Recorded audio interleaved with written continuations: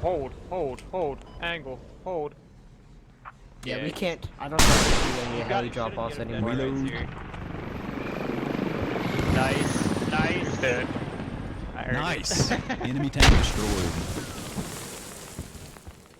It's time to dive in and talk about driving. And this is probably going to be a big one. I might even have to break it up into two different volumes here. Driving's really thankless. There's no glamour to it. Your highlights are going to kind of suck because you're stuck looking out the little viewport. There's not a lot of glory to it. And simultaneously, I'd say it's probably the most important position out there. And now, if you can't guess already, I tend to drive almost always. So, of course, I would say that. A great driver with a poor gunner, you're going to have a roughly average game because the driver should be able to get you in and out of situations that you can win. He can pick the good fights and set you up for success. A poor driver with a great gunner, well, that poor driver is going to pull you into no-win situations all the time and get you wrecked. And as you're going to find out, the most important thing when you're running armor, in my opinion, is surviving. One of the best behaviors to get into is to stay at long range whenever you can.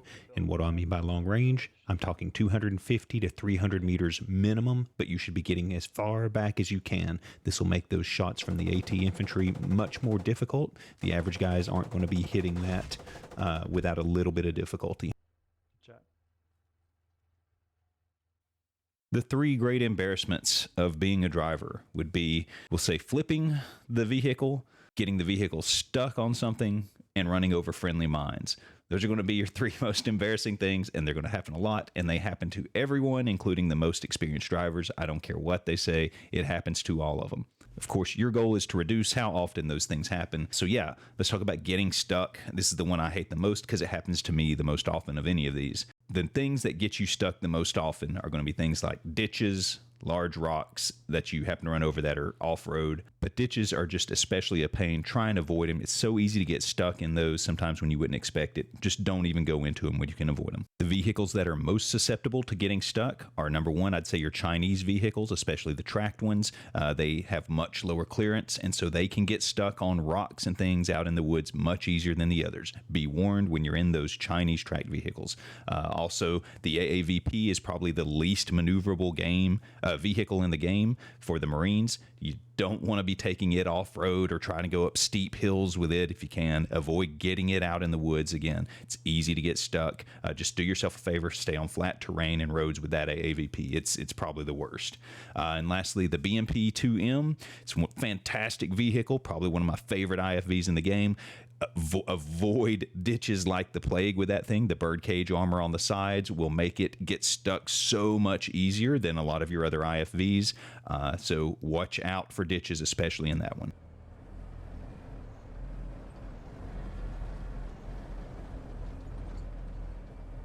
When you first get stuck, continue to hold forward or backward on the gas and try popping the handbrake a few times.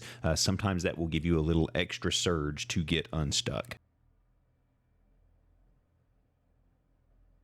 Well, you got stuck all the same, so now you got to get unstuck.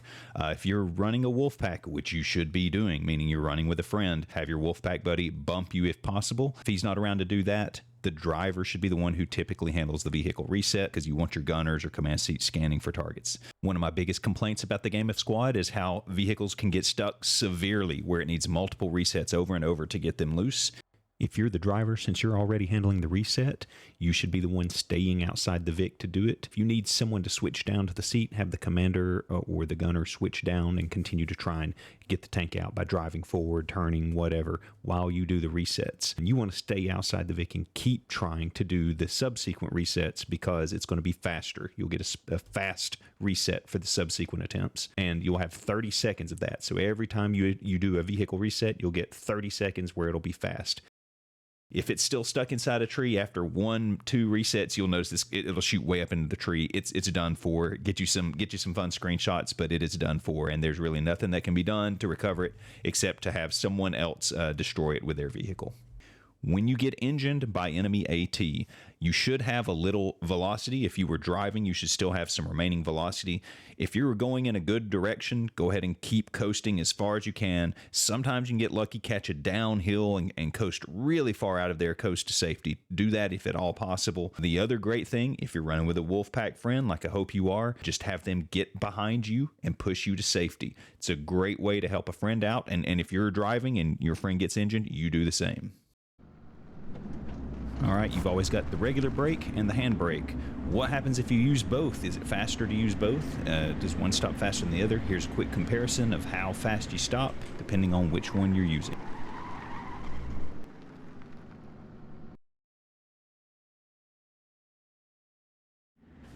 Of course, the main thing people use handbrake for is kind of drifting into turns, trying to swing the rear end around, so always use it for that. Also, you can use that handbrake if you hold it while you switch seats or hold it while you get out of the vehicle. The brake will remain on, kind of like a parking brake. Just remember, when you get back to the driver's seat, you have to release it by hitting the handbrake button again. Enemy mines can be a very annoying topic. It's already very hard to see some of these things. Even if you're paying attention, it's tough to see them. But there are tricks they can use to make them invisible entirely. Some of the most common tricks are on certain layers like Al-Basra. You have these dirt roads. On one side, there's 3 tire tracks that you see in the dirt, 2 tire tracks on the other side. On the side that has 3, if they place it there in the middle, it just becomes invisible. It's just something to do with the texture. I don't know. It's a part of the game. You better get used to it. You better know it. And if you can, just straddle those 3 dirt tracks so that you have a chance at least to see some of the other ones. So hopefully you won't hit the invisible ones that are there. While you end up driving slower if your wheels are off on the side of the road, sometimes it's better just to drive a little bit off-road to avoid mines entirely. Likewise, if you've got an amphibious vehicle, when you come to these bridges, consider just going through the water, because bridges are one of the most popular places that you're going to run into mines. Just avoid it entirely where you can. Any kind of trash that's in the road, wrappers, cardboard, bricks, cinder blocks, you name it, that will all obscure the mine so you can't see it. Again, it sinks down underneath that texture. So this is tricks that they use to be aware of. As a driver, you might want to start treating all of that trash in the road as though it's potentially a mine. Sometimes you're chasing a vehicle who's smoking you out, or your own engine is producing tons of smoke and you can't see past the engine hood. Using the map to help guide your steering while you can't see things is a great way to stay on the road for the short term. Saw infantry running right here. Was that friendly? No, that's enemy. Oh yeah, here they are. Coming out of this. Look at that over here on 120. Where happened to that Abrams, by the way? As a driver, you're going to need to be able to mark things, so that means you need to know where the exact center of your monitor is. I don't care how you do this. This is something everyone can do. This is not limited to any particular individuals. Some people can turn it on their monitor, turn on a little pixel on the middle of their monitor. Some people put a dot on a piece of Scotch tape and stick it on their monitor. I've seen some people say they put strings on their monitor so that they can reference where it is. I think the Xbox Game Bar, which is a trusted app by Steam, has a way to do an add-on where you can add a crosshair onto the screen. There's a million ways to do it. Find some way to reference the exact center of your monitor, because you need that so that you can mark stuff. When you see infantry run into a bush, or you see someone stick their head up in a window, you need to be able to mark exactly where it is for the gunner. It's going to be something important that will come up almost every game that you play.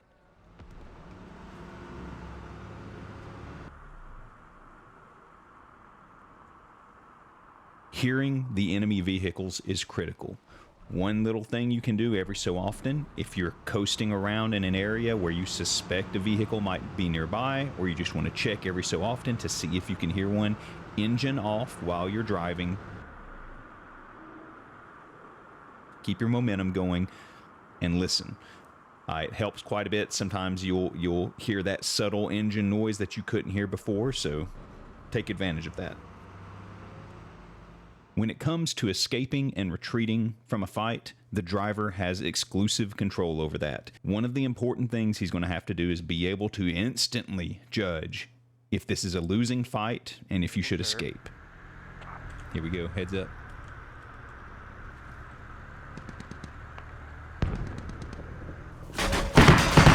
Here we're the Marines in a LAV 25 playing the IMF, and that's a BMP-2, which is not a good fight. The odds are not in your favor unless you're getting a large lead on damage when the fight begins. In this case, I'm already taking the first hits, and so instantly I know we're not going to win this unless that guy is just horrible. Yeah, I ain't taking that. Yep. Being able to make that call on a heartbeat means you have to know the vehicles and you have to know which fights you can take and which ones you can't. And so, spoiler alert, in a future episode, I will go in depth with regards to which fights you can and can't win based on the vehicle you're in. But for now, let's just keep moving forward. Smoke that way. He's pushing. No, 7, you were right. I'm waiting for it. Smoking out. When you're trying to escape, there's a few things that are optimal. If you've got a faster wheeled vehicle, like the one we're in, going off-road, getting into the woods, and smoking as you go can be one of the best ways to get out there. If they try and pursue you, what's going to happen, especially in the case like this where it's a tracked vehicle, they're going to be choking in the smoke. They're not going to be able to see. They're going to hit trees. They might get stuck on rocks, things of that nature.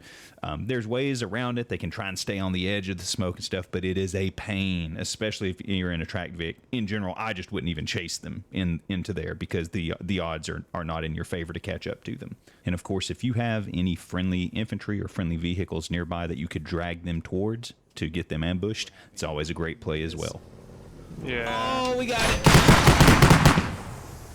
We might need to stop smoking. Lose your trail. Anybody want to take command? And while we're here, let's talk about this. If you see that your turret has more than 50% damage like we've got here, that means that your gunner has lost stabilization. In other words, it's just like any other vehicle that doesn't have stabilization. Every move you make will be affecting everything he sees. So if this was a fight that you're going to stay in, you have to give him a stable platform to fire from. Maybe you're on a smooth road and you can keep driving forward straight and give him that platform. That's fine. But if you start swerving all over the place, you are going to piss off the gunner. He's not going to be able to do what he needs to do to finish the fight. I am pretty sure you've heard of hold downs where you try and hide your vehicle low with just the turret sticking up. Use the terrain or use some other object to block access to most of your vehicles and shield it. I'm not going to spend too much time talking about it other than to say, as a driver, you've got to know how to do that. You've got to know how to find decent hold downs, and you really want to try and get familiar with the maps. There will be some that are very popular hold down spots, but there will be some you come up with on your own that are fun. I recommend that you go out there, load the maps on your local system. Here's some commands to help you load the map. Once you load the map of your choice, you hit Shift P to go into Admin Cam. You can fly around the map and just see if you can spot different places on some of the maps you want to get familiar with that, oh, this might be a decent hold down here. Or just drive around the map in whatever vehicle and see if you can find some. Good drivers will know where to go, what to look for. Knowing where your ammo rack is also helpful. You might need to know how tall of a hold down you need, or also maybe you can only block one side of your tank. If you can only block one side of the tank, you want to be blocking the side where the ammo rack is located, right? So knowing where your rack is also going to be advantageous to choosing these spots. The other thing you got to know is, does your gunner have depression or no? You've got to get a feel for this. So again, load into a map somewhere, hop in a vehicle of your choice where you're wanting to figure out depression, and just drive out somewhere where it's iffy, where you're not sure if the gunner has depression or not, and then switch up to the gun seat and look for yourself. Figure it out. Some vehicles will be able to go down further. You'll have more depression than others, but just get a rough feel for what things look like in the driver's viewport to give you an idea of whether or not that gunner actually has depression. Switch back and forth between the seats and get a feel for it. That's it. So I think about 13 minutes of driving lessons on vehicles is probably enough. I'm going to call it there on this. Really appreciate you guys for sticking through and listening to this. Hope it was useful to some of you.